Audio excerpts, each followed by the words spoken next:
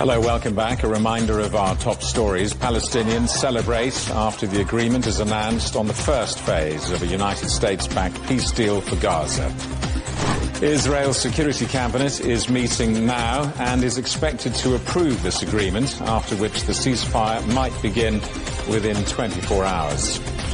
Well, let's talk now to Yossi Mekelberg, the Associate Fellow with the Middle East and North Africa Programme at Chatham House. Yossi, welcome back. Good to see you. Just explain how significant is the ceasefire announcement and what does it actually mean in practical terms for both Israel and Hamas and other associated groups? Thank you for having me. It's very important because for the first time after many months, the war actually stops. Ceasefire, which is a permanent one, as far as we can understand, the release of hostages, Palestinian prisoners. It will probably allow for much more humanitarian aid to enter into Gaza.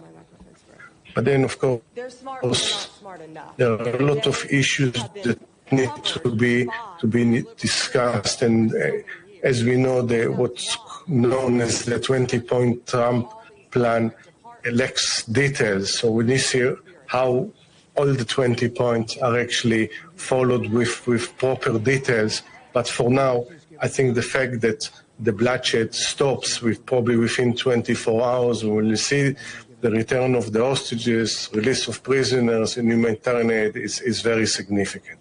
Yossi, after 2 years of this conflict, do you see this moment as a genuine turning point, or is this just another temporary pause in violence?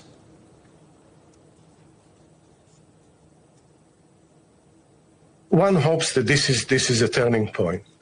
We saw the failure of the last ceasefire when Israel violated it back in 18th of March. I think the Trump administration learned from this experience that not to allow the Netanyahu government that has more interest in continuing the war than stopping it, not to repeat the same thing once again.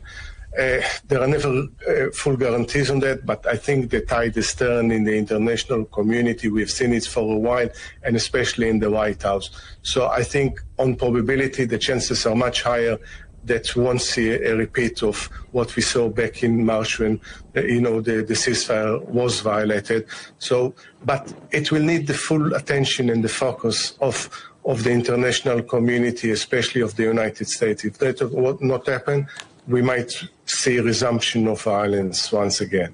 A major unresolved issue, of course, is Hamas's disarmament. I mean, without a clear mechanism for that, can this ceasefire really last? I think this is one of the things about the plan. Because there was a sense of urgency, it's not a plan as such because it lacks the details.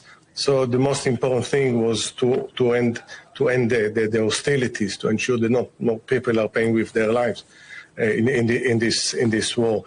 On the other hand, it will need to address all the other issues, including the dismantling of Hamas military capability, the decommissioning of it, in a way that is long-lasting.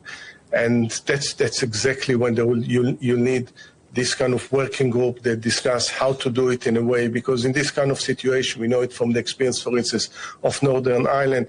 On the one hand, you want to bring weapons beyond use, but at the same time, that's without humiliating the other side. So this is exactly what's one of the huge tasks ahead. If Hamas would change his mind, then there is real danger of the ceasefire to collapse. Yossi, good to see you. Thank you for that. Yossi Mekelberg, the Associate Fellow with the Middle East and North Africa Programme at Chatham House in London.